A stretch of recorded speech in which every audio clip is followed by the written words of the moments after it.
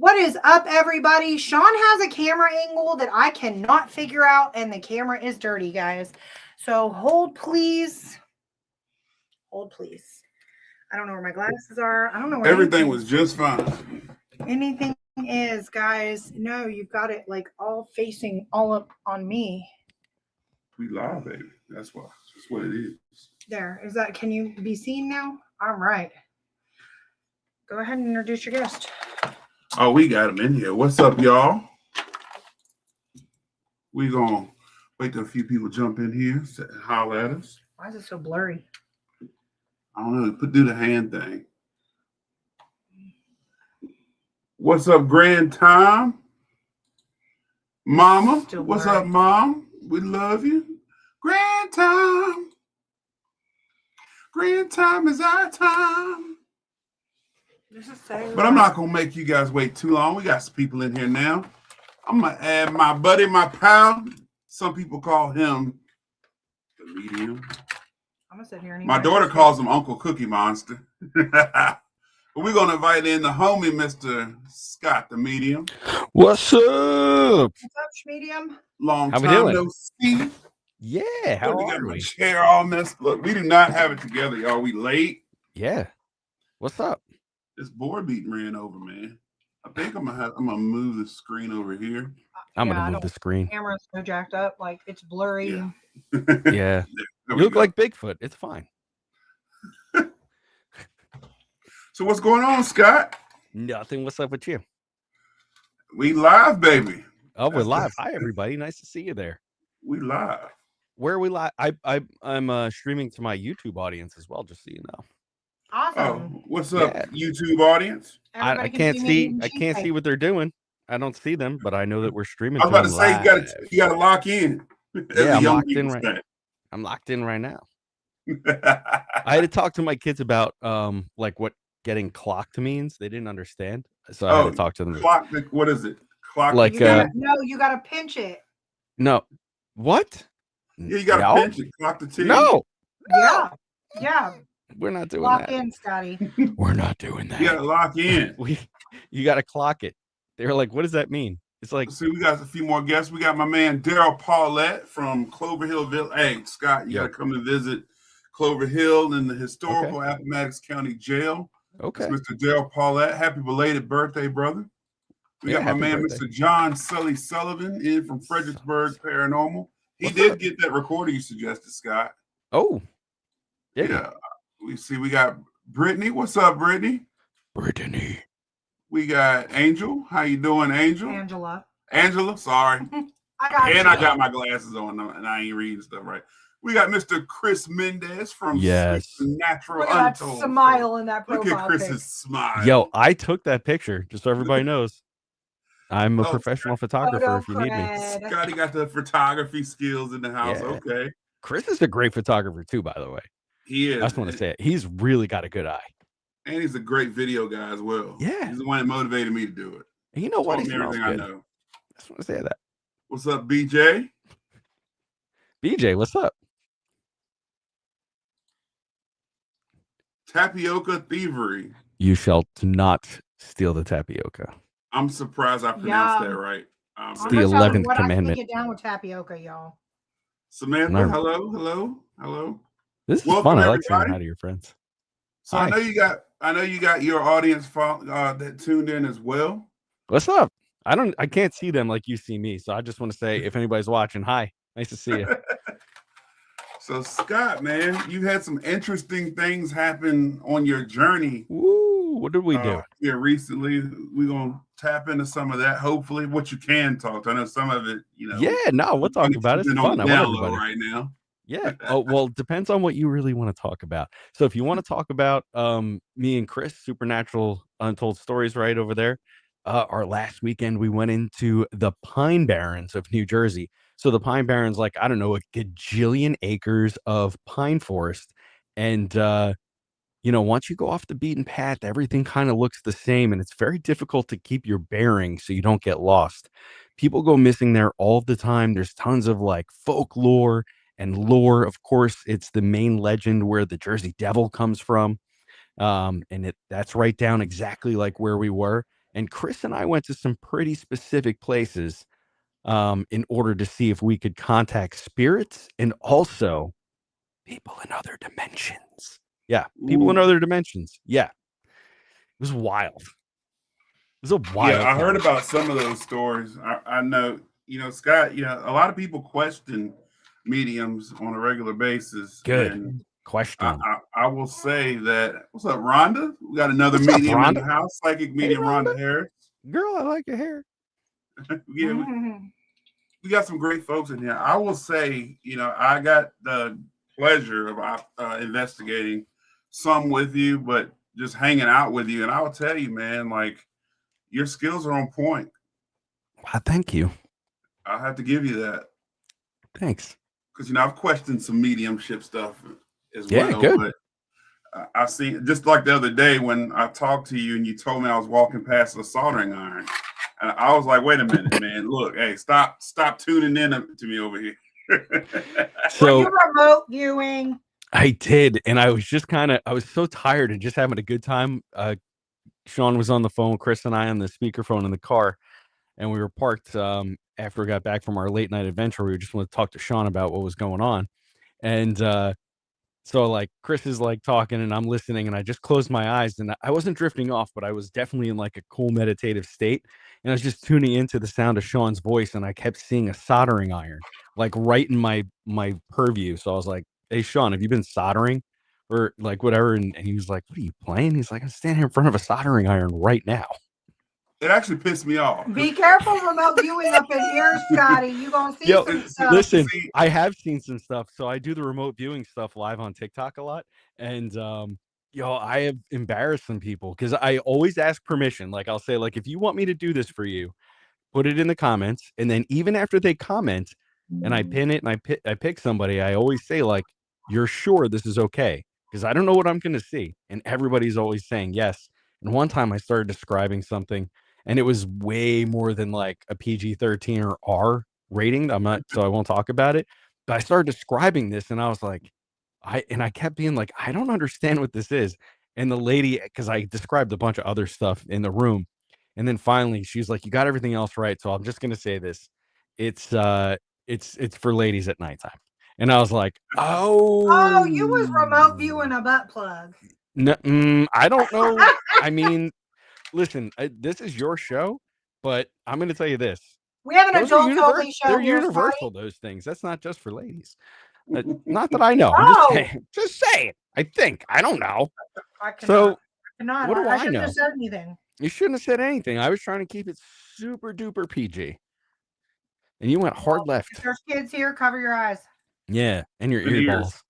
Yeah. Your earballs. So remote viewing is really funny. Like you just never know what you're gonna get. You just do it. It's fun. So it makes me mad because I keep my water jug that I get my water from right next to my soldering iron sits right next to it, and I just went and poured a cup of water, and then you're like, "Were you next to a soldering iron?" I'm like, "Wait a minute, where's the camera at here? Like, what's going on?" That's funny. Yep. So, I mean, I'll say your skills are good. Plus, going to the doll's house and the stuff you were able to get without me telling you. And of course, the weird stuff we saw that night. Yes. Or the next night. Yeah. I want to talk about something and maybe you guys can help me out. So at the Doss house, we were with the two ladies for a while who own and run it. And I believe it was Shauna standing with us. And I was talking about this like bloody tree stump. So I can still see the vision. So I'm going to go over it again. So the vision was and I'll tell everybody physically what was happening. So if you've never been to the Doss house, it's a very old home and it's small and it is what it is for the time. So I was in the kitchen, which is on the first floor in the back of the house. And it's about the size of a modern day, like second bedroom. Okay. It's not very big. So we're sitting there and I'm feeling out things in the house and I'm starting to get brought away from the house, like into the woods. And I went with it because I wanted to see where it went. So the vision brings me into the woods and I see this tree stump that is chopped down, right? It's just like the stump and and I can see it's very like horror movie looking. It's very dark looking and it's run down and super old. And then on top of that, I see like these like blood stains on it. And I'm like, oh, that's so weird. Then I see these two people, a man and a woman, and they're fairly young.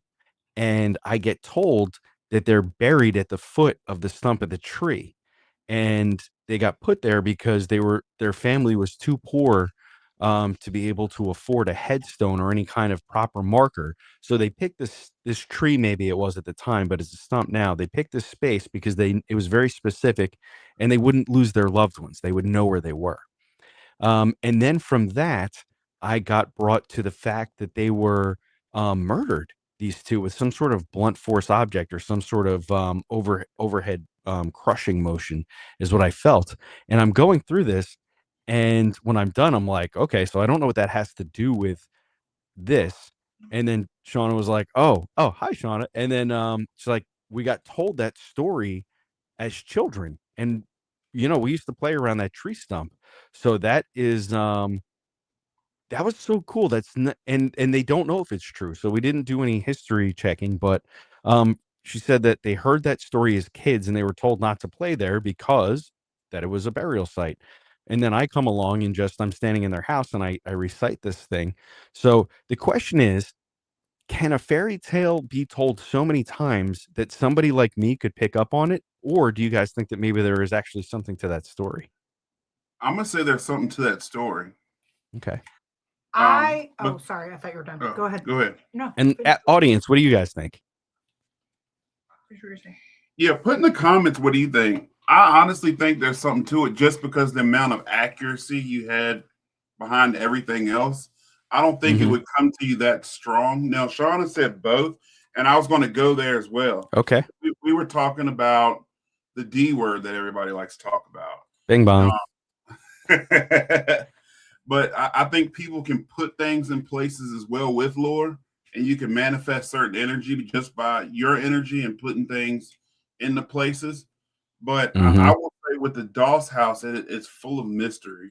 It's full of stuff that people have said happened, but until you experience it, you don't quite know. And so I think that maybe Ronnie said do some research to back it. I think all lore comes from somewhere. Right. I think so too. Yeah. So the fact picked up on it, yeah. Well, since Sean is here and we're talking a little bit about that, and that was a really cool thing to hit on. If you don't mind, let's just talk. I got you here, so let me tell you about more of the cool stuff. So, how did the Doss house? And again, thank you for having me out to the Creep It Real Festival. It's so much fun. The overall weekend, I can't wait to talk about with everybody when I'm ready. But that's going to be a little bit from now. But in the meantime, we can talk about the cool ghost stuff. And at the Doss house, it is one of those places that holds on to the history. The vibration of the people who live there are still there. So there were quite a few things that really got my attention, but the one that really pulled on a heartstring, I'll do the heartstring and then I'll do the scary one. So the one that pulled on my heartstring, and this is what the ladies told me, is that while I was walking through the house, there was 2 instances where I was picking up one person, but echoes from different times. So downstairs in the Doss house, if you're standing in the kitchen, there's like a little walkway into like a little like dining room area, and then a breezeway that leads out to like a separate part of the house that was a barber shop. So while I was standing in the kitchen doing my psychic walkthrough of the downstairs, I could hear moaning or crying or a woman from the barber shop that was, I'd guess that's probably about 45 or 50 feet away. I can hear her moaning, and she was like, oh, and she was making this noise. And I was like, oh my gosh, I don't know what's going on in there. I just hear her. And when I went in the barber shop, it kind of went quiet on me. So I thought that was really weird. Well, not weird, but different. So I head upstairs after that, and I go into the bedroom that's upstairs, and there's just a bedroom and I think a little powder room or something, and then another room that I'll talk about in a minute. So in the bedroom, I'm standing in this very I like the way they have it furnished, by the way. It's really cool. It's very minimal and it's very proper for like that home. I don't know. It just was like right. So anyway, they have the small bed, a dresser, with a mirror on it, I think, and then they have some nice like silver brush and a hand mirror that they have on the table. And I walked into the room and I didn't really immediately feel anything, but I felt like there was something there, but I didn't feel this presence of spirit just yet. So I walked over to the dresser and I put my hands on it and I was like, okay, tell me what I need to do in order um to communicate here. And I had this weird feeling that I should pick up the little hand mirror and pick it up. And I did. So I picked up this hand mirror and I held it out in front of me and I looked at the bed that was behind me. And immediately I saw an old woman laying in the bed. And what was really strange to me is one, that I had to go this extra step. So there must be something important about being able to see spirits in the mirrors there, which I didn't mention when I was there because it didn't really dawn on me that that was an important thing. So everybody who goes to the DOS house, make sure you bring a mirror or use the mirror that they have carefully because it's very nice, and take some pictures with that because I think you're going to get some evidence. Not that it's haunted, but there's something about providing evidence there for that. Then, okay, so now back to this lady that's on the bed. She's laying behind me in the bed, and she's completely still. She's very elderly. She's very emaciated, and it's weird because I'm trying to talk to her, and she won't talk back to me. She's just completely quiet and still. And I was like, "Oh, this is so weird." Usually, when I give them an opportunity to talk, they will talk, but she made a point not to. So I brought this to the lady's attention, and come to find out that Das, who the house is named after, after he passed away, his wife very soon after had a major stroke and became incapacitated. And the ladies tell me that she would have spent most of her time in the barber shop as non-ambulatory or moving because she was unable to even speak. And that may be why I could hear the moaning coming from her. And when I saw her upstairs in her bed being so still, to me, it just seemed like she may still be presenting in like that death state. So I could see her as she would have been after the stroke and hear her from the two different places. So it's like a separate imprint of the same person in the same house, but from like different times. And it was very cool and interesting. And that one pulled at me because it makes me feel like, is there something we can do to help her? Or do other people experience her at another time in her life and she's much more happy or vibrant? Or does she always make a point to show up in that state to let you know that she's there? So I don't know the answer to that question. It's something that if you go there, you can investigate, you can ask those questions. I hope to get back there very soon and do my own investigation. And then after that, this is the spooky part. This is the part that got me, that really spooked me, and it wasn't the basement, actually. The basement had something going on, but the thing that got me the most is during my psychic walkthrough when I'm in the upstairs bedroom after I encounter that woman, I go to this little room that's right at the top of the steps, and it's got children's toys in it. There's a little tiny bed and little kids' toys, and my guides chime in. They're like, "Hey," and I'm like, "What?" They go, "There's no kids here. There are 0 children in this house, spirit or otherwise." And I was like, "So what's this thing? What is here that?" And they told me, "Don't go in the room. Don't even step in there," is what they told me. So I listened to them. I said, "Okay." And they're like, "No kids here." And I was like, "What is it?" And basically they were just like, they didn't really have a name for it. They just kind of told me that it likes to play tricks on people. And I was like, "Okay, I'll bring that information to the people who own the place and see what they have to say." And apparently that hit on a couple things. And there's some kind of cubby hole on the steps there that people like to investigate and they get information from, or some kind of evidence. So that's the stuff that I got really prominently in there that I can remember. Is real cool. So big shout out to Das House. Good job, ladies. Oh yeah. Keep that place going. They actually say, and Shauna, correct me if I'm wrong, but I think they actually say that there is an entity of some sort that presents itself as like a small child. Yeah, that's what they were saying. And it was even Das himself had seen this as a little girl, right? So I thought it was, here's what got me. Okay. Yeah, my guides let me walk into all kinds of cockamamie spiritual nonsense. They just let me go. They're just like, get in there, like, do it.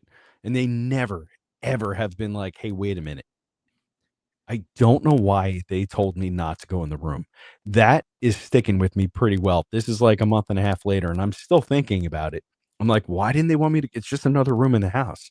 But there was at that moment they were like, don't do it. Just stay out of there. So I don't know. See, and Shauna said, I have never believed that the kids there are actually kids. You correct. So when I first went to DOS, I did pick up on childlike energy, but not necessarily a child. Mm-hmm. It was just like I felt like whether they're presenting or not. But Shauna was on live. There's something that stuck in my head when you started talking. Shauna was on live doing an investigation one night, and I was doing my best to read, obviously through the phone, and I kept picking up, and in my head it was a small girl, and her name started with A. That's all I kept getting. A. And I'm going through all these names, and we really never got like a concrete. Did you happen to pick up on any names? No, I didn't hear no names while I was there. It was all very quiet. Could it be relevant to that little room that is directly above the old space we spoke about in the old basement? Yeah, so I didn't find anything in the house that specifically was like, hey, there's a portal here. But I did talk to Sean about the energy vortex, I guess is what I'll call it, that is at the bottom of the steps near the kitchen. That is a very powerful space in the house. And it's like a little spiritual, like highway or something. It's not quite a portal because it didn't look that way, but it had all of this energy running through it. And I can tell you that there's definitely ways that you guys could amplify that or negate it a bit if you wanted to. I have some pretty good ideas on how to do that. But I think that those have something to do with it. But again, there seems to be something to the land as well. There's some sort of energy that is flowing through that space because I don't know. I had a lot of paranormal stuff happen while I was out near you. So I can tell you there's a lot of energy flowing through that space that is providing the batteries for all of the things that are happening. Sean wants to know, would that explain why the energy and the spirits are always changing? Yeah, it's like so I don't want to use portal, right? Because I didn't see anything coming in and out of it. But think of it more like an energetic like charging station, right? Like the spirits are like, "Oh, there's energy to be had there. Let me go there and plug in for a while," right? Like that's the best thing that I can make of it. And that could be total and complete nonsense, but I don't understand because I've seen portals where spirits come and go, and that just doesn't look like it. It just looks like I don't even know how to explain it. Just like electricity flowing through a wire freely. Like I could just see it. And that seems to be charging the whole house. So spirits could be more attracted to that and come and go, I suppose. I'm not really sure. So Shauna said even spirits from towns away are coming through there too. I helped with 1-2 of a case in Gallitzin. And I don't know if they helped you or told you anything about the case that we came to the conclusion of. So I know I was on the phone with Shauna for hours because when I go down a rabbit hole, I'm not stopping until I get to the end. But we found out there was a young woman that I don't know what platform you're on, so I'm just going to say unalived her children.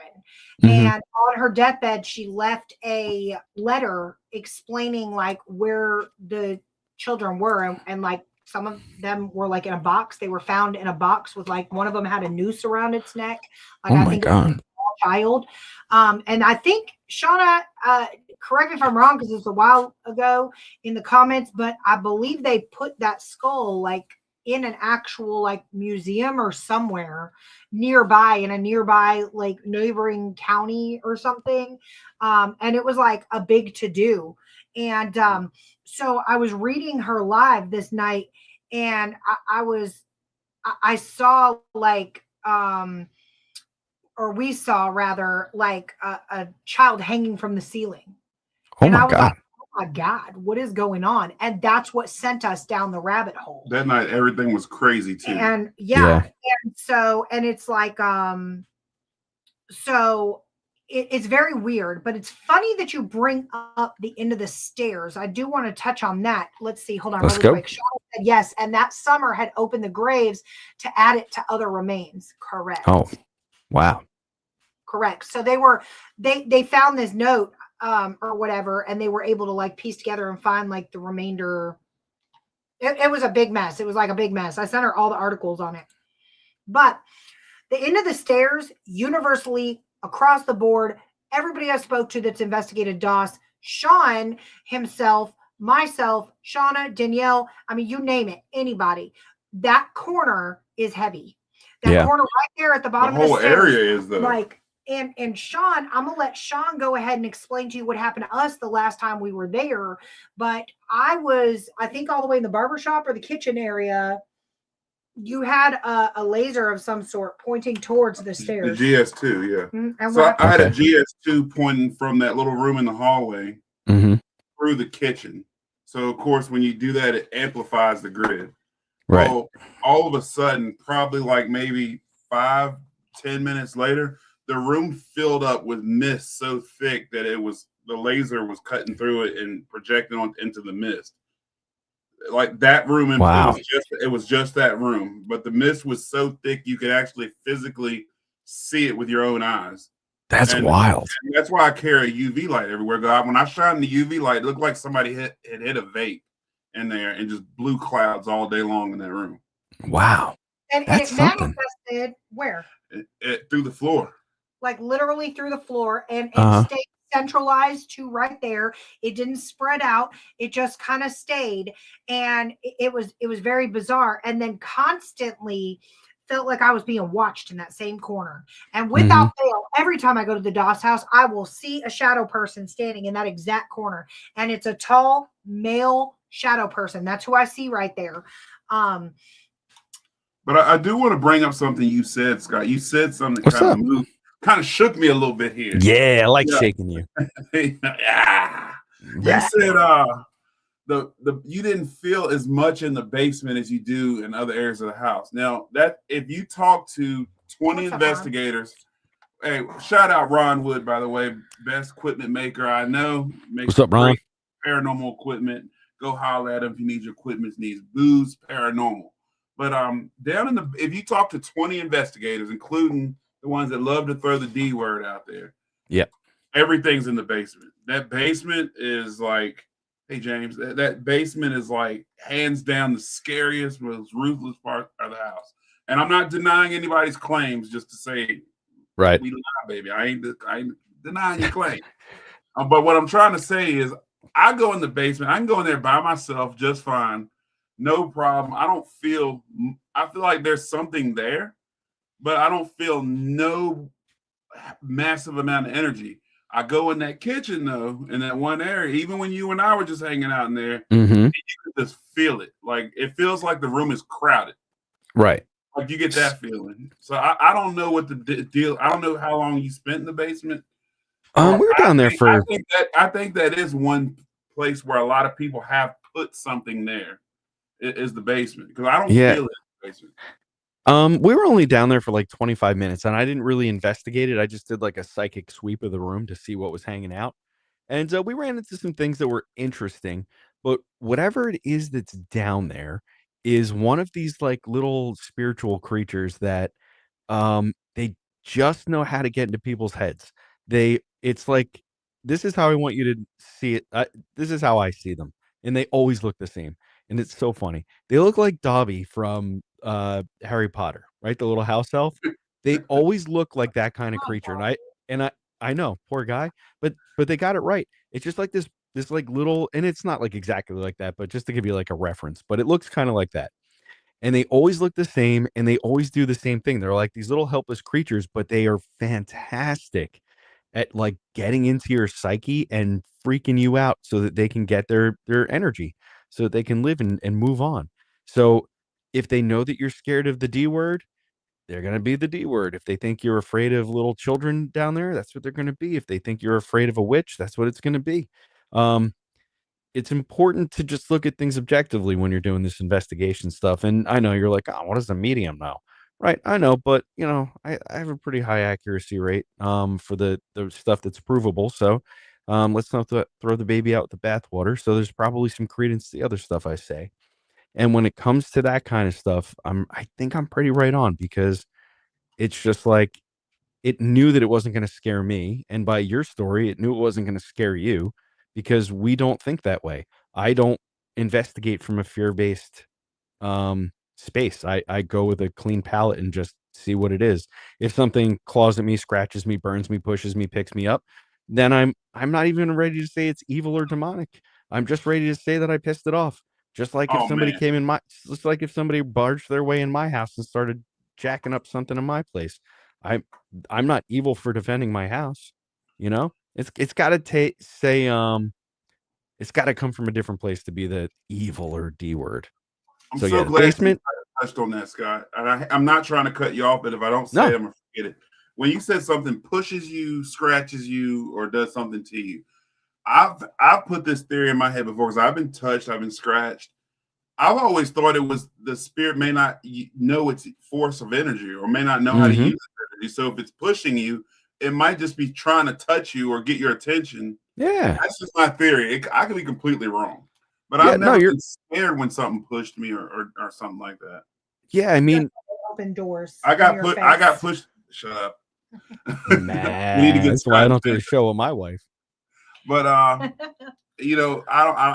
could talk to you all night about the Doll's House. If anybody hasn't investigated the Doll's House, please go. I haven't talked to Shauna in a while, but the last time I talked to Shauna, if you mention Hill City Paranormal, she will give you a little discount there. So let's do an event over there. Let's go. Let's host an event over there. I'm ready. Let's do it. Shauna, we're gonna host an event with you guys. Let's go. Hey, Britt. Hey, Britt, love you too, girl. Tell your dog I said hello. So let's talk about your moms in them. So we got a couple other spaces we need to talk about. Go ahead. All right, let's go. I was just going to say something really quick about the basement at the Doss house. Okay. So I've never, ever been scared of the basement down there, but I do feel like there is a lurker in the basement. Yeah, that's the little thing. Well, first of all, if Dobby approaches me on an investigation, Dobby is getting punted out of the room, because I could just imagine these big ears. Don't kick. Yes. They're just like little helpless animals. You wouldn't do that. But I wanted to reiterate everybody commented up. It feeds on your fears. Okay. The psychological aspect behind investigating is always fascinating to me, because if you are laying in a dark room just in your house, right, and your mind is the most powerful thing that you can have. You will literally form a whole person out of the hoodie hanging on the wall, or the hood, or the jacket on the coat rack, or whatever, and immediately now fear has taken over. And if this Dobby looking guy with the big ears, right, is literally sucking fear, you are feeding it. So if you go down there with, an investigative tactic behind it, like I'm going down here to just figure out exactly what's going on, history, whatever, I think you're going to be okay. But if you go down there scared, immediately things like this creature will pick up on that and suck it and suck it and suck it until there's no more. More energy left. Got hot in here all of a sudden. I don't know what's happening. What kind of show is this? Get my fan. Oh my God. But that is exactly that. I realized I was already deep when I started saying it. I was already just one. Yep, you're already in there. Sorry, Jesus. I'm glad that we have like ring lights on, because my cheeks are so red right now.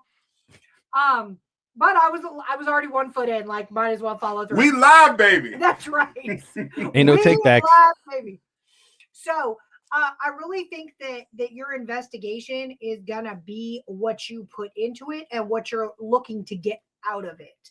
I think that the biggest mistake that a lot of people make going into a location is a bunch. I know, Daryl, can you see it? I know my face is so red right now. I'm glad, Daryl. What was I going to say? Oh, I think the biggest mistake that we all make, I'm guilty of it too, is I book an investigation on a location, and the first thing I do is run to YouTube to see what everybody else got at that location. Yeah, don't do that.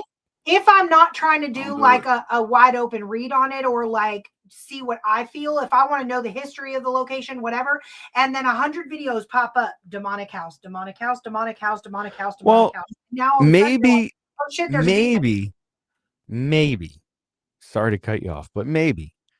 I know this is tough, but maybe the people who own the houses and the locations and the spots, maybe you guys do the research first and present the facts. So that way, no matter what any crazy YouTuber says, you have the facts and you know that these are the facts. And that way, when people like us who are authentic and we want to know the facts to do an actual investigation come along, we don't have to look at 50 mop-headed kids running through the dark talking about how Satan tried to tickle their back of their neck. Yeah. You know. Get just saying. Maybe. So you know, real quick, I'm gonna touch brief on it. Daryl Paulette made me think of this because Daryl Paulette loves cell phone apps. One of the biggest arguments in the ghost hunting community is cell phone apps. Yep. Now, mind you, I am man enough to sit here and tell you that a couple of years ago, when they got real popular, I was like, absolutely not. There is no way you can go out and investigate with a cell phone app. Leave it alone. Stay away from it. Don't use it. Until I was like, you know what? Before I knock something, I need to try it. I need to say that it's not real, and I need to experience it. And then I actually got some decent evidence, and the evidence is so concrete that, mind you, one, I'm using a device that has no cell phone service. It's in airplane mode and it stays off in my equipment gear. It's a cheap phone I bought from the pawn shop. So again, no cell phone service. Two, it answered a question that I have no reason to even talk about in my household. So it didn't listen to me. Okay. But I was literally in the cemetery and I stumbled upon my pastor from childhood's gravesite. And I said, well, if this is really working and you can communicate with me, what church did you preach at? And the name of the church came through.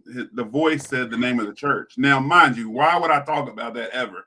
Never talk about that. So the second thing, his wife died a week later. I went back to the cemetery. My family, other than my mother and my grandmother, not many of them believe the same stuff I believe in. So when I let them hear the voice that came through, it was actually his wife's voice came through on that cell phone app. Ever since then, I don't believe in all apps, no, but I do believe there are a few that can be a legit tool to help you during a paranormal investigation. What's your thoughts on cell phone apps being a medium?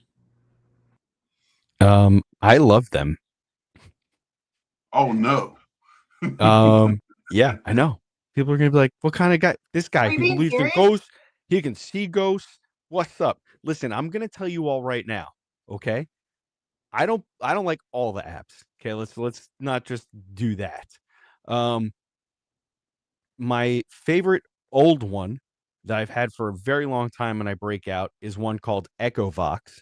It's basically just a spirit radio scans. It's like an SB7, but it has a lot of different cool settings. And the first night that I ever heard, this is important. The stories always help back up the claim. So the first night I ever saw this thing in action was at the Haunted Shanley Hotel.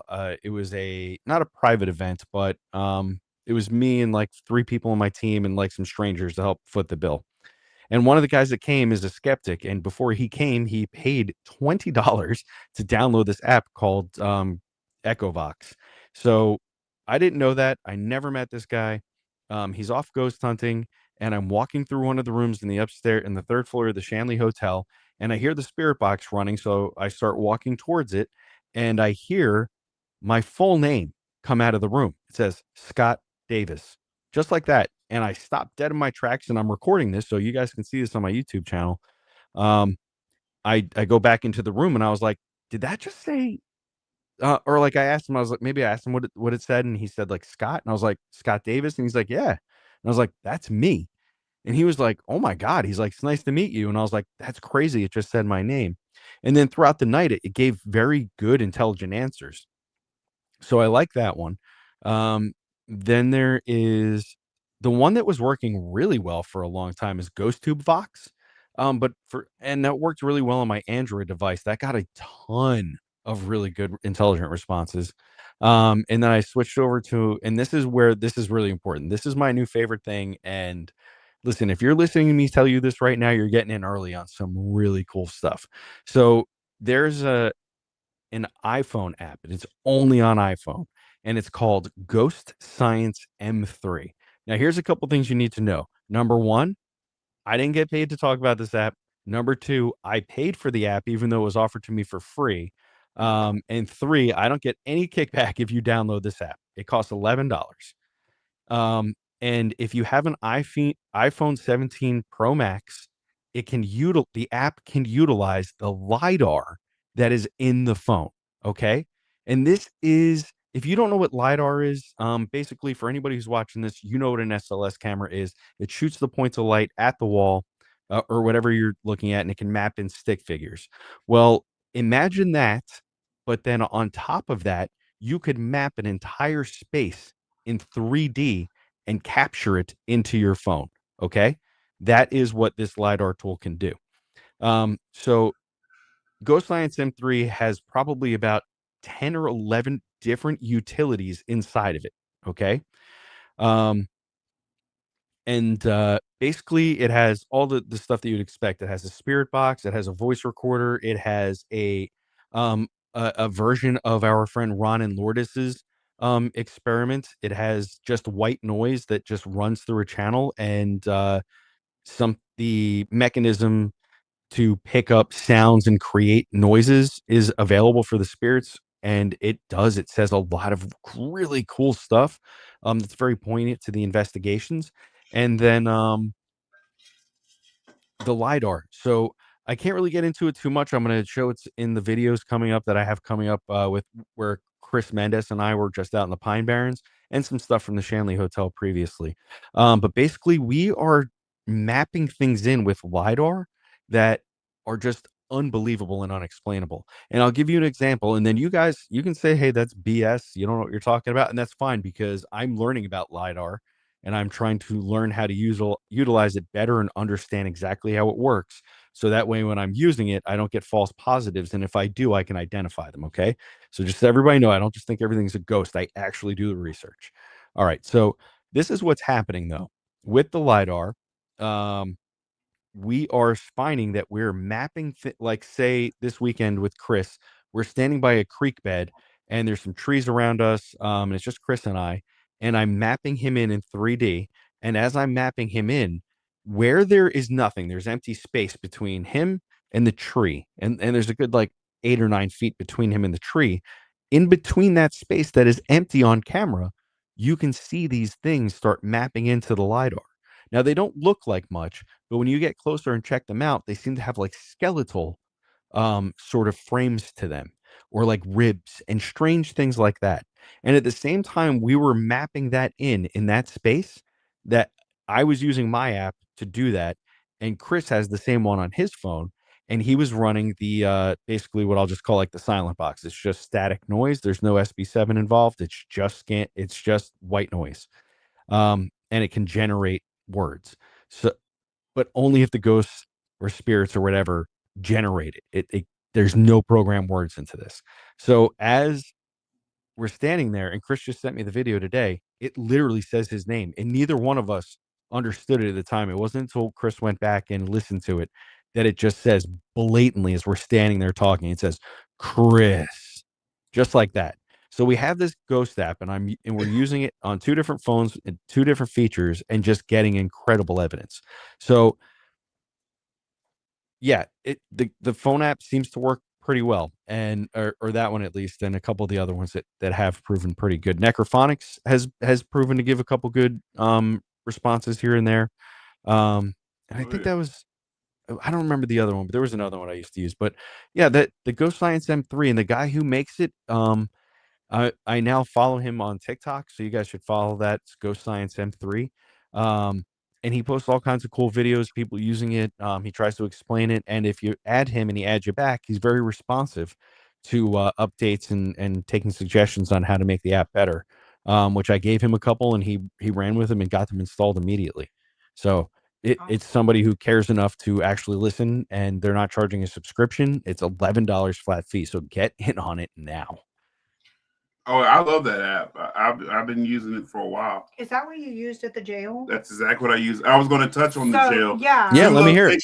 I want to talk about it. We're going to wrap up Creepy Real Weekend because we got the jail to talk about, but I also want to hear about some stuff with the Pine Barrens as well. Okay. And yeah, listen, if you're not in a hurry, I'm not in a hurry. I'm not in a hurry at all. Okay, let's go. I'm going to settle in then. I'm going to get my fat guy sitting in. Let's go. Well, we won't step too much on freaking awesome, but I do want to bring up. So we also hosted an event together, you and Hill City Paranormal, along with Bianca, at the Cambria County Old Stone Jail. Yeah. And I kept, for some reason, being drawn down to the dungeon gallows area. So when we finally made it down there, I was just happier than a pig in shit. I was like, yes, I could finally come down here and like get some answers. Well, yeah. I remember you went into one side. We stayed in the middle. Oh, yeah. I kind of wandered. I remember that. Fredericksburg Paranormal joined us and they wandered as well. And then I found myself coming back and was really drawn to that middle area. Well, I was standing there and I had a really weird experience where I felt like I was being surrounded. Mm-hmm. And you were leading a group through that far area. And I told Sean, I remember I said, Sean, pull your LiDAR out. Pull your LiDAR out. Okay. I said, somebody is standing next to me. And what did you see on LiDAR? It was literally, it kept like, it almost like was standing behind her. It would step to the side and then step back. Step to the side, okay, like it was leaving her or something, and then coming back. And then you yelled across the room, whatever y'all are doing, y'all are pissing it off. You remember that? Yeah, I do. Yep, Heather was there with us. Heather was there. And it was the weirdest thing to see because it was literally, Courtney was still. Okay. And this thing would like step out and come back. And there was two.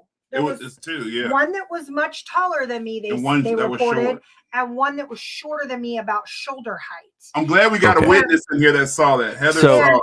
I remember holding my hands out sideways, and I felt like very faintly something like almost like this, like around my arm. And I told Sean, I said, my arm is ice cold. My arm, and I started panicking because it was a very bizarre, almost like electrifying feeling on that arm when it got, and if you touched up top, like up on the shoulder part, it was warm, and then ice cold, like right where I was telling everybody it's ice cold. Wow. And that's the side where Sean was picking up the shorter thing on the LiDAR, the shorter person on the LiDAR.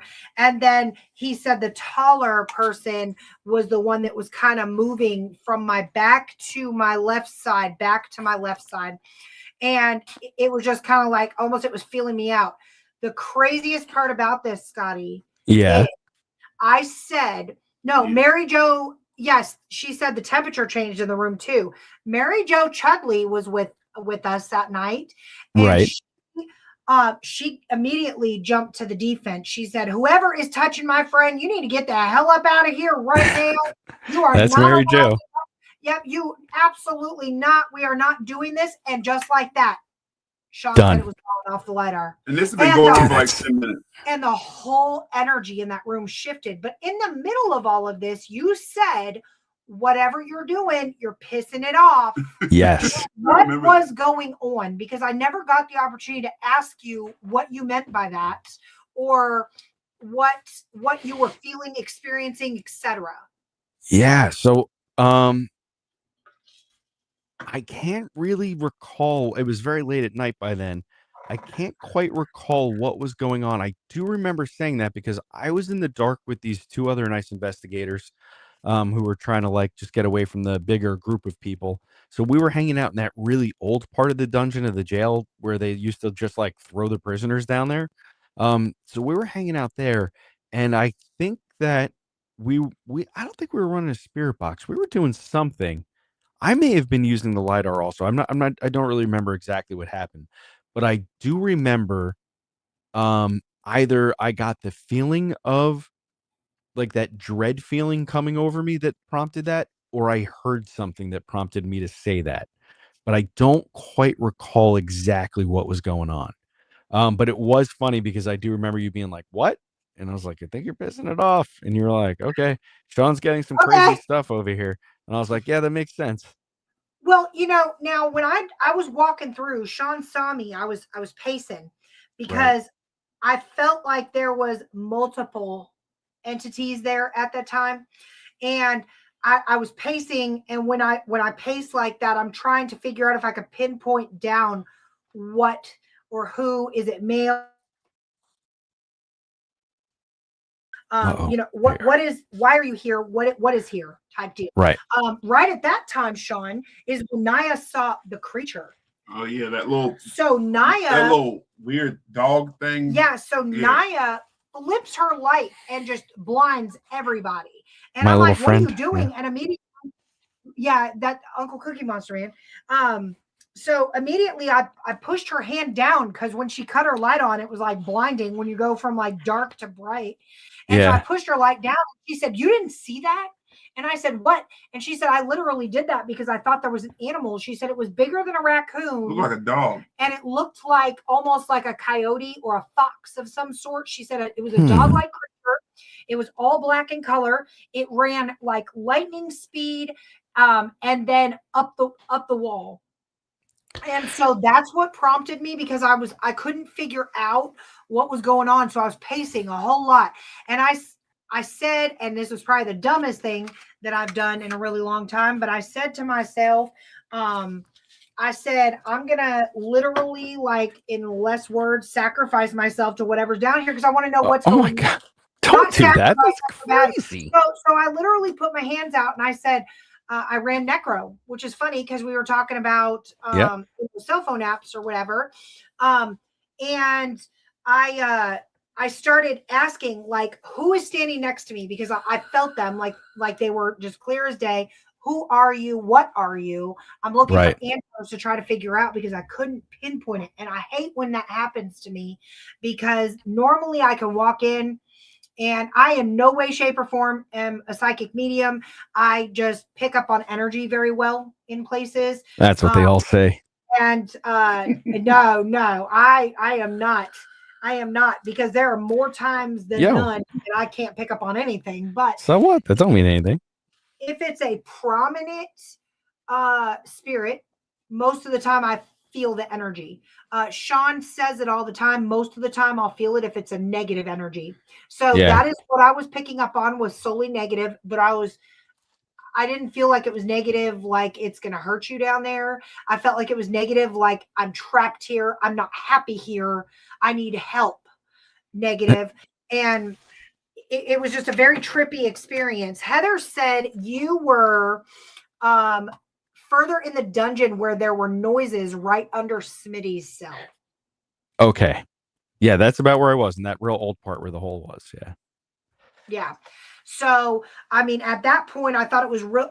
I love the fact that he utilized a cell phone app with LiDAR to determine that I wasn't going crazy, because that's confirmation, right? Because I knew somebody was next to me. I just knew it. You might have been going crazy still. Who knows? And this is very possible.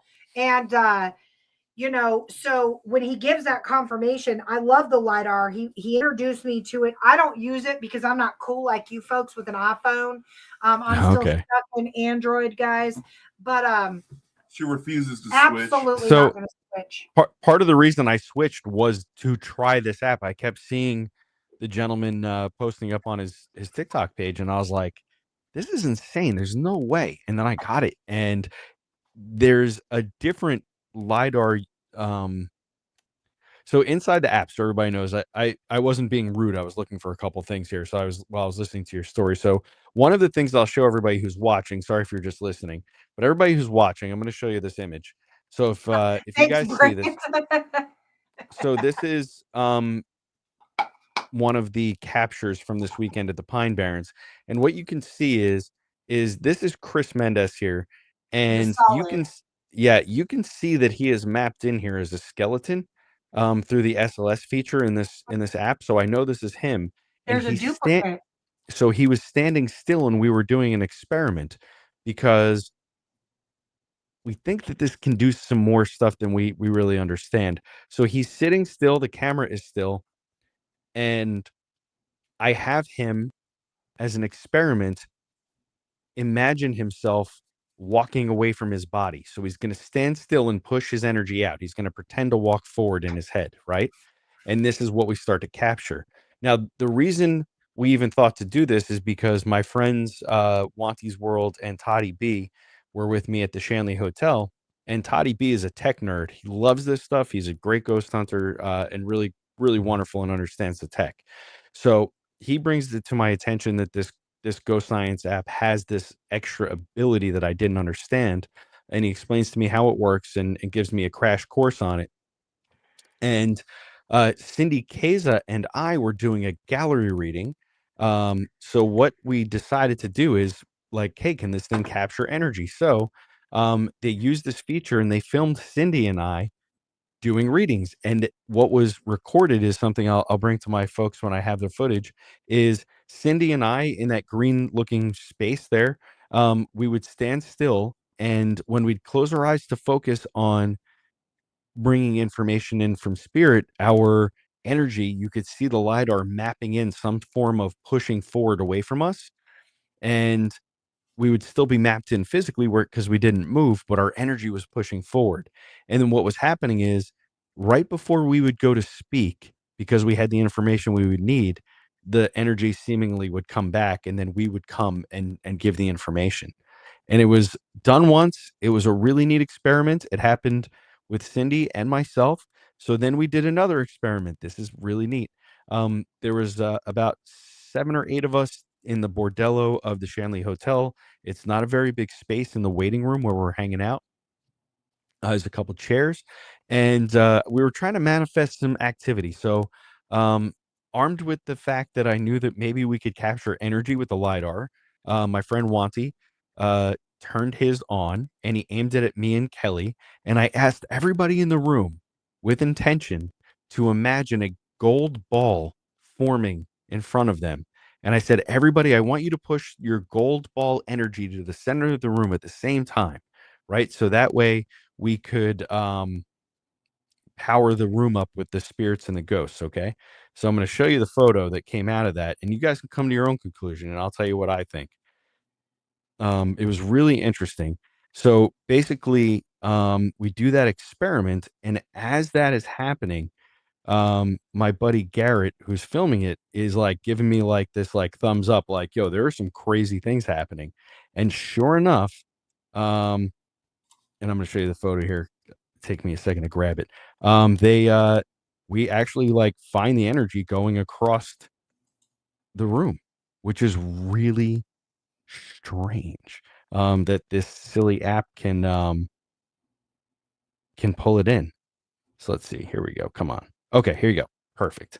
So this is the app again, just so everybody can see it if you're watching at home. If not, go back when you get home, go back and watch this and check out the line. So I'll explain to you what you're looking at here, because this is just the grid. So everybody watching at home, I am the green blob on the right. I'm about 8 feet away from Garrett. Garrett's holding the phone pointed at us, okay? Like the regular camera, the back of it is pointing towards us. Kelly is over here on the left, and this is her hand lifted up and my hand lifted up, and you can see this orange stream going from her to this big blob right here. And this big blob is where we were pointing our hands to push the energy out. So you can see us as green, and then this weird looking tunnel that's coming from the two of us and landing in the middle, right where I had asked everybody to manifest their energy into. So I don't know. Can LiDAR detect energy? Seems that way.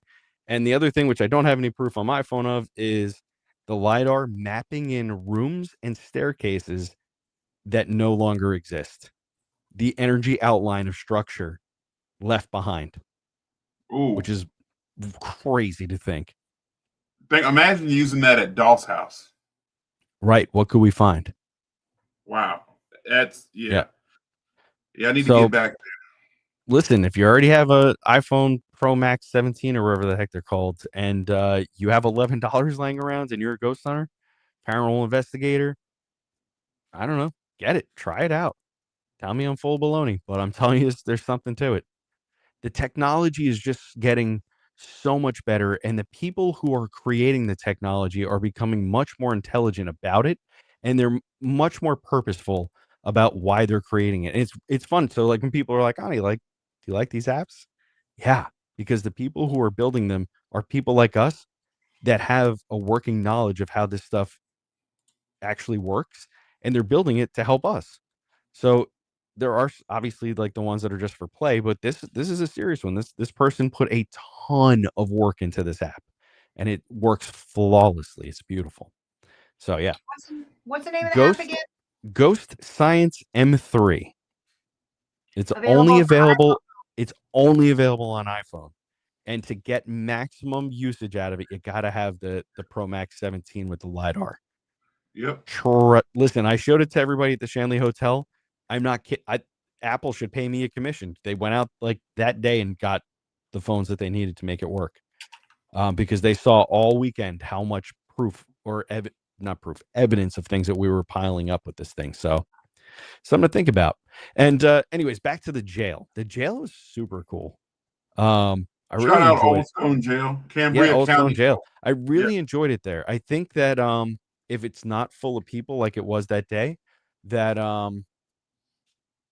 that we could probably have some pretty awesome investigations there. Have you guys ever gotten anything really interesting in that place? Absolutely. Chris Mendez, Courtney, Shauna, and Danielle were the only ones in that jail investigating one night. Courtney actually was investigating death row by herself, and she was literally hearing solo. Yeah, Chris, Shauna, and Danielle and we were all in the basement. Well, not in the basement, but on the lower floor in the cafeteria. In the cafeteria area. Okay. And that evidence was crazy right there alone. We'll talk about that in a second. But Courtney was up on death row by herself. So when we came up from the basement, Courtney told me that she was hearing the jail door slam. And I was like, yeah, right. Okay. And yeah, like literally 5 minutes later, boom. I was like, what the hell was that? She said, I told you. And the crazy part was she was live on TikTok when she was investigating. Me too, Selena. And I was like, oh my God. People on the TikTok was like, told you. Everybody was told you. But in the basement, that's when Shauna had took us to another part of the basement. Apparently it's not often available, but she took us to another part of the I keep saying basement, lower part of the jail. And we looked in this room, and we were like, all right, cool. We were getting ready to walk out, and all of a sudden a rock gets thrown. And so I stopped, like, y'all hear that? And everybody heard it. We're kind of looking around talking. Then you hear it again, another rock gets thrown. That's when we decided to go deeper into that room. And that's when Chris has that clip where something grabbed his jacket and pulled him back. Oh, yeah. Yeah, that was a pretty crazy moment right there. And even the EVP, we heard shuffling like a limp, and come to find out Smitty was a peg leg. He only had, I shouldn't say that. That's probably politically incorrect, but he had one leg with a wooden thing coming out of it. So. Oh, yeah, with a wooden peg. Boiler room, yeah. That's where Freddy Krueger hangs out. So yeah, you won't find me there. I'm trying to tell you, these people are a walking horror movie. Yeah, Heather, the shower room was crazy. The jail, Cambria County, Old Stone County Jail, another great location. All right, so I guess as long as it's recorded, I could tell you guys how interesting that was for me. Before we were even investigating, I was standing in like the little office when you walk in, and the owner, Dave, is that right? Yep. I don't know if you just said his name because I don't have that good of a memory. No. Actually, you didn't. You didn't? Okay. So I guess I just remember he's hey Dave, good job, buddy. I remember you. That's like, holy cow, that's I need a million. Was Scotty. Yo, yeah. I don't know. All right. So anyways, but it's funny, I don't remember names, but I remember this. So we're standing in that office room, and I think he was just like, hey, you picking anything up? And I was like, I don't know. So I close my eyes and I start settling into that space, and I'm immediately brought right down into the basement. And I remember before I knew what it was, I was looking around and I was like, oh, this looks like a shower room, like the ones that I would have experienced like when I was in the military. So I can see all the the tile, and I could see where there's supposed to be shower heads here. And my guides are like, "Hey, look at your feet." So I'm like, "Okay." And I look down in my vision, and I'm like looking, and I'm like, "There's no drain in here. There should be. It's a shower room." And then and they're like, "Hey, look a little further." So I'm like, "Further than the floor in the basement?" And they're like, "Yeah." So why? Because they're like basically being like, "Hey, detective, why isn't there a storm drain or like a shower drain?" So I was like, "All right." So I'm looking, and the next thing I see is people crouched down, and it's like they're walking underneath the jail out past the street, and I can hear them coming out somewhere really noisy. So I'm like listening. I'm like, I don't know. It sounds like they're coming out it's weird. It's like they're coming out at a bar or something. And it was like primarily women that I see walking back and forth. And I couldn't make too sense of it. Um, and then when I like came up out of my vision, Chris Mendes was standing next to me and Dave, the owner, and they were like, yo, that's crazy. Because that's actually something that we think. So that was wild. Shauna, did you hear that? Because that's literally what Sean, Danielle, Shauna, and Chris were like obsessing over in the shower room. Like they were like wigging out because that's what Chris said. He was so like, holy cow. Yeah, they were saying that like they would something about trafficking women. And I was just like, what in the world? But a lot of these older towns and smaller towns seem to have a tunnel system. You know, when we went to Kentucky, we went into the tunnels. The tunnels were used during the Underground Railroads. They were also used during Prohibition era. God knows what happened outside of those basic facts of tunnel systems. Here, right here in Lynchburg, there's been rumors for years upon years of a tunnel system, but I've never been in a business where they've just been like, come on, let me see your tunnel, or you could see my tunnel, right? Because that's just like weirded out until the other day, we were going around finalizing things for opening night on our pub crawl. And we had to go by one of our locations, the Speakeasy, and try their signature drink and do whatever. And she said, have you never seen the Speakeasy portion? And immediately upon walking down there, I said, there is a man down here, a burly man, and he's literally protective of this space. And she said, well, let me show you something.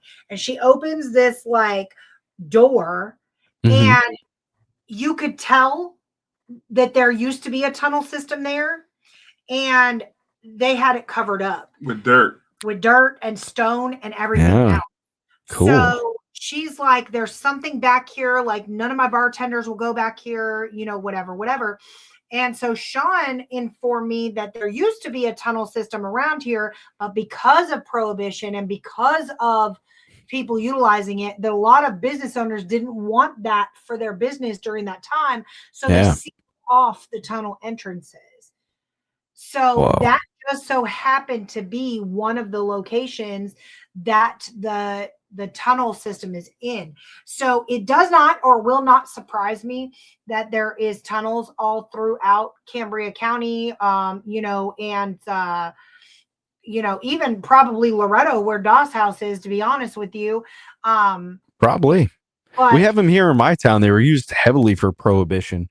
The more research I do, the more I find that there were more and more people in on it than weren't, which is really funny. Yeah. And then, of course, you know, whenever you're running liquor, I mean, let's just pull it to that current. Not shout out to them heroes. Yo, what's up?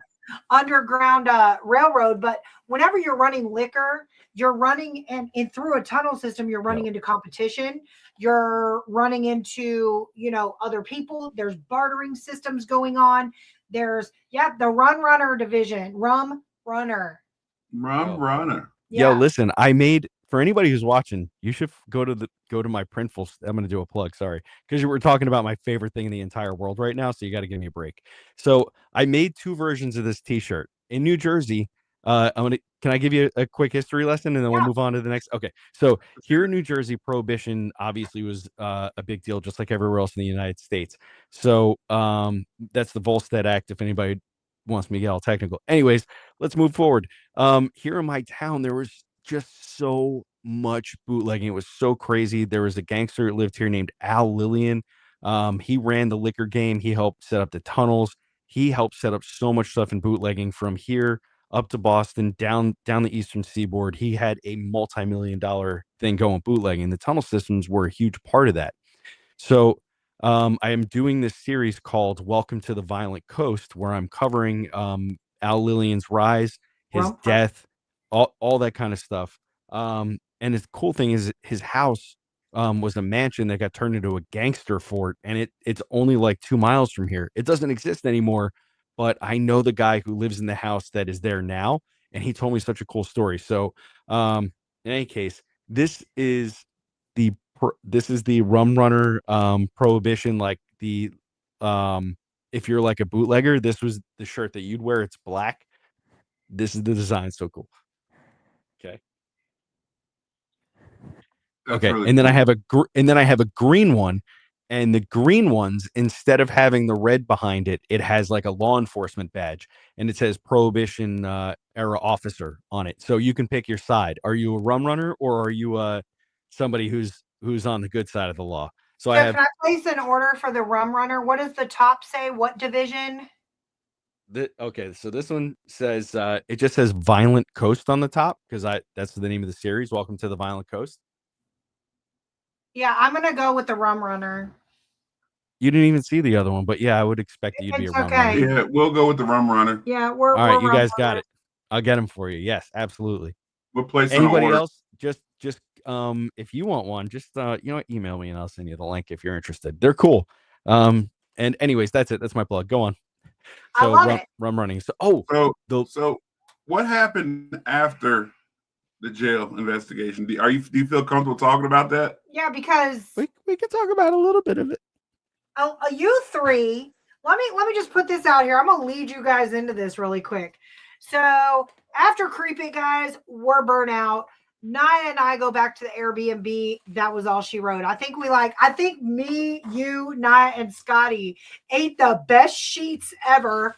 Tacos. Okay, because I was about to starve. But we ate, and that's the last thing I remember. I don't even have to remember like anything after that. I wake up in the morning to find out the you three hoodlums decided to go on an adventure. We are hoodlums. I'm like, oh my God. So but that was the second night, wasn't it? That was the second night. The first night to me was, both nights were crazy, but I guess we should we start with the second night or the first night? Welcome, Karina. I really want Chris to be around. We'll talk about that tomorrow night. We are doing a show tomorrow night. Are you going to join us for that one too? Yeah, because I want to be there for that. I want to talk about that tomorrow night. That tomorrow. Those of y'all who are watching, we will talk about the what's the word I'm looking for? The Strange Adventures with Sean, Chris, and Scotty. Yeah, this is more on the alien. Just go look up what bloodline you are. Aliens. I told you there's bloodlines. Yeah, this is more on the. What bloodline am I?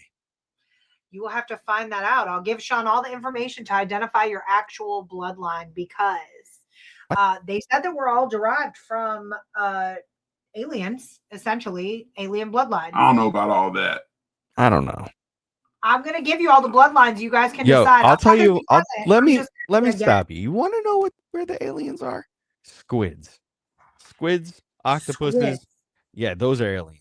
Hey, I eat calamari, man. I know, bro. I'm sorry. 90% of what's in the ocean is aliens, but I also think that a lot of the animals here are also aliens. I don't know. I just feel like there's so much diversity on this planet. Like, I understand evolution. I'm not attacking any science. Please take everything I say with a grain of sand. I barely got it at the 12th grade. Just like there's so much diversity. It's like, it's so difficult to wrap your mind around the fact that so many of these things could evolve from one thing, right? Amoebas or whatever, and then plankton. I don't know how it works, but it evolves and it walks or it swims or it flies. And there's just so many variations of each one and things we haven't even found yet. So I don't know. I just feel like things are put here for us. Like, maybe like we have an abundance of cows because they are good for steak, and maybe the aliens every once in a while they're like, let's check up on the cattle and make sure they're still delicious. And they beam one up, and they have a better way to fillet and cook it than we do. And then they just put it back. That's why they always find it without blood and stuff like that. It's just my thought. So you're saying that the aliens go on a date night to the local steakhouse? Yeah. Yep. And mostly it's work trips. They pick somebody up, 1 or 2 people and a cow, and then they write it off for their taxes. What's up, Galactic Irene? taxes. What's up, Irene? Irene, galactic taxes. Wake up. I will say, if you enjoyed this show tonight, please tune in tomorrow. I felt like I was going to get beamed up into outer space. I felt like. Weren't you guys like about to get probed? No, Scott was about to get probed. Scott was fully prepared for that. Listen, I've watched every episode of X-Files 17 times, okay? I'm ready. That's what I felt like I was at. Yeah, it felt like an X-Files episode. Man, I still feel like I'm living it. Scared. Let me give you a little prologue for everybody for tomorrow. I just want everybody to know that anytime now, from that point on, from the Sunday after the Creep It Real Festival, since then, anybody who is new that has been introduced to my life, the first thing that I ask them is if they are a CIA agent. And and I'm not kidding. No, not that they'd have to tell me if they were. But let me tell you something. This weekend, Chris and I were in the Pine Barrens, and out of nowhere swoops a pretty young 25-year-old girl, some tattoos. She seems real cool. She's alone for some reason in this state park, and she's walking slightly ahead of us while we're going into Batstow Village to do some ghost hunting. And Chris and I are just BSing back and forth, and casually she swings her head back and she says, I can't help but hear you guys talking about some cool stuff. Yes, I'm eavesdropping. And we're like, okay. So she's like, talking to us about ghost stuff. And we're like, oh, okay. And she's like asking questions. Before I answer anything, I immediately go, are you a CIA agent? And she just laughs and she doesn't answer the question straight up. And she goes, yeah, sure. I work for the CIA, just like super casually. Chris will back me up on this. And I was like, okay. And then I made like a joke and she didn't miss a beat. It was like I told a joke to an old friend, like she'd been listening, and she just like came right back super sassy. So if she's watching, I know you work for the CIA. So I'll tell you what. Are you hosting this podcast? I will be hosting this podcast. Grant Time wants to know what time. We didn't establish a time. We just said we were all going to do it. Let's stick to the 8 o'clock. I was going to say, so I'm going to set your guys' podcast up now. Siri, so we can get the word up. Text Chris Mendez and ask him what time he's going to be available for the podcast tomorrow. He ain't going to respond. To Chris Mendez, what time done? We'll see. And Chris, if you're watching this and you don't respond, I will find you. Or the CIA agent will. Because yeah, but not the cute chick. We're gonna send a real ugly one. Big burly dude. Yeah. Maybe that first guy y'all met. Yo, oh, Clark. Lord. Clarky. I will set up your guys' podcast so you guys can start sharing it out now. Tomorrow night, guys, if you want to hear about the Sean, Scotty, and Chris adventures, you need to tune in live 8 p.m. Eastern Standard Time right here on the other side. Yo, I'm going to probably have to pick up a bottle of Jack Daniels for this one. I'm not kidding. It's such a ride. It's such a ride. It's so crazy. It's almost unbelievable. So anybody who I've told in confidence this story, I am always sure to say that I have 2 other people who experience these things to some degree. So it's not just me. What's up, everybody? So if y'all are watching, get your popcorn, your favorite drink. Yeah. We'll be right here telling what happened. We can't talk about it now. We'll talk about it tomorrow. You best believe I'm gonna pop me some popcorn now that you said something and be sitting on the sofa in another room. What just happened? Don't worry about it. You're looking at my crotchular region. We were running a PG show. Oh, Jesus Christ. I had to put on my sunglasses just in case Sean decide. Yeah, exactly. Just in case you decide to flashy thing me, I'm good. What's up, I've Sharon? got a flashy thing right here. What's oh yeah, you can flashy thing me. Look, I got my shades on now. Well, Scott just Chris, flashed everybody with, Yo, you're welcome. My flashy thing to all of you. Shorts. What's up? At least Scott, I was wearing you got to wear pants. your shirt for tomorrow night. Oh, I will. Where'd you get them shirts from, man? The ones that I just showed you? No, them shirts that you wear when you investigate. Oh, those crazy Hawaiian shirts? Amazon. They're like $20. People, what? It's like the one thing people are always like, man, I love that shirt. And I'm like, I look like a freaking psycho or a child. Like, what? And they all love it. So yeah, I'll wear one tomorrow. Chris says he can be available after 8:00 tomorrow because he has to work. All right, so let's go 9. 9 o'clock. Eastern 9 o'clock time, p.m. Eastern I'm time. Schedule that we for will be y'all. here. Right here. Are you done, Sean? You're not going to flashy thing me, right? No, I'm not going to flash. I'm putting my flashy thing away. You better. Listen, I've heard that before. I am an officer of the law. Oh my God. Yeah, speaking of that, I'm in the worst situation ever. I'm out in the middle of nowhere with 2 cops. I'm in a bad predicament. None of you guys What's that, have safety protocols. Safety protocols. Girl, we were flying by the seat of our pants. Yeah, I know. And the number one thing that I ask, and I'm going to comment this tomorrow, so I'm going to give you guys a sneak peek. I said a big prayer. Does anybody out there have cell phone reception? All 3 of these guys, y'all, looked at me like I was dumb for asking this question. I didn't even think of it. This is how horror movies start. Yo, didn't even cross my mind. Okay, so they couldn't have called me for help. Possum Buddy, you are definitely in the CIA. Let's mark that down. Put Possum Buddy on the list, please. I was just thinking about Don. He looks like Chips. So tomorrow we need little shorts and a really tight shirt. Look, you guys all just saw my gut. You don't want that. Only person who wears tight shirts is Mendez. Yeah, I don't wear no tight shirts. But guys, we are getting ready to wrap it up. Scotty, thank you so much for joining us tonight. I look forward to y'all's. Irene said women are trained to think of celery. This is what I'm saying. This is why I thought about it, Irene. Yeah, what's up, Irene? 3 guys abandoned ship in the middle of the night while I'm asleep. I don't even know they left. They could have been unalived in the field. Shout out, medium Irene. I'm not going to try to pronounce your last name. Yo, I saw she's in Lilydale again. What's up? Tell them I said hi. They don't know me there. But just tell them anyway. Irene. She had a whole training session at Creepy Real on how to say her last name. And she just said she responds to whatever. And I still got it wrong. Acoloy? No. Hey. Ackroyd? Acheolus, I think. Yeah. Acheolus. That sounds good. Lois something. You can screw up my name all you want. It's almost impossible.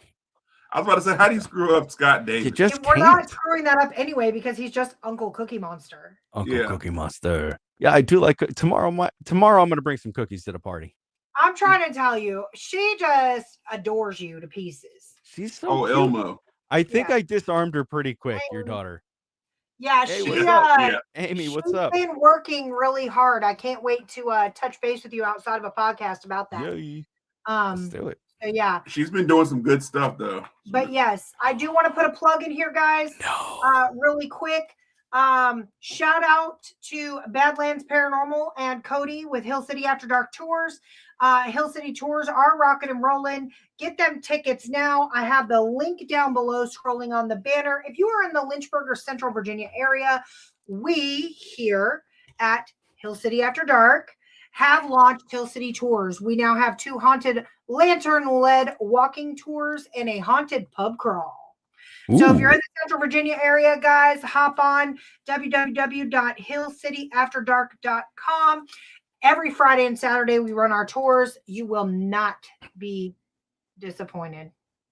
We should do an event where I go pub crawling with you. That would be phenomenal. And host an investigation because we do host investigations here in Lynchburg at the Miller Clay. Let's set. All right, everybody, let's set this up because I've never been in Lynchburg. I think it's about time.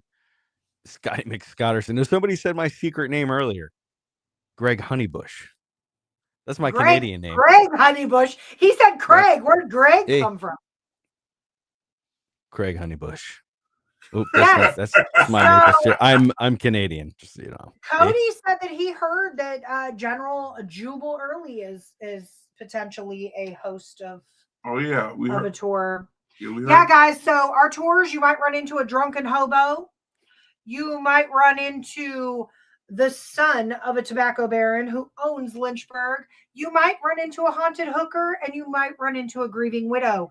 You never know who you're going to run into on one of our tours. So make sure you book them today. Selena, I know you'll be on one, babe, but we will. Scotty, I will get with you. That is a phenomenal idea. We can book the grieving widow or the ghost hooker. Yeah. Asking for Chris, not me. Ron Wood, ghost, what's up? Ron says Lynchburg is cool. Yeah, so we will. I think that's a phenomenal event idea. We will go.